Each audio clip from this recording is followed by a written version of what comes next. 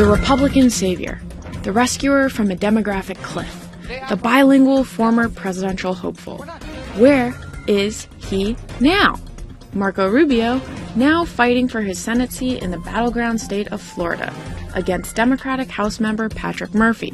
Unfortunately for the incumbent senator, he's not getting endorsements from some of the Sunshine State's biggest newspapers, including its largest, the Tampa Bay Times, saying, quote, "A Senate seat should not be a consolation prize for a failed presidential candidate killing time until his next run for the White House." Then there's the Orlando Sentinel, Florida's third largest newspaper. It supported Rubio ever since his first Senate bid in 2010 and in the Republican presidential primary. The paper is going with his Democratic opponent. While the Sentinel is not sticking with Senator Rubio, he is sticking with his party's nominee for president.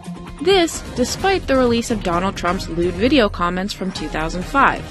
Rubio issuing a statement that says in part, quote, "I wish we had better choices for president, but I do not want Hillary Clinton to be our next president, and therefore my position has not changed."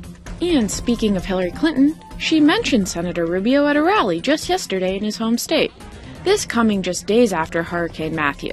It is an unacceptable response for Marco Rubio, when asked about climate change, to say, "I'm not a scientist."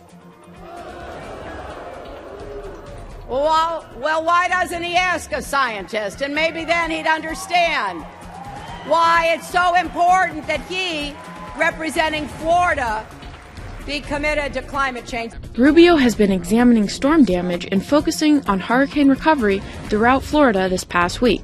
And on an international level, Senator Rubio is teaming up with Illinois Senator Mark Kirk. They're urging Secretary of State John Kerry to oppose a UN resolution to redefine the capital of Israel as a supranational city. That means Muslims, Christians, and Jews would have equal claim to Jerusalem. And back to the U.S. This weekend, Senator Rubio is slated to speak at a GOP dinner in Tampa, along with Vice Presidential nominee Mike Pence. Now you know what's happening with Senator Rubio?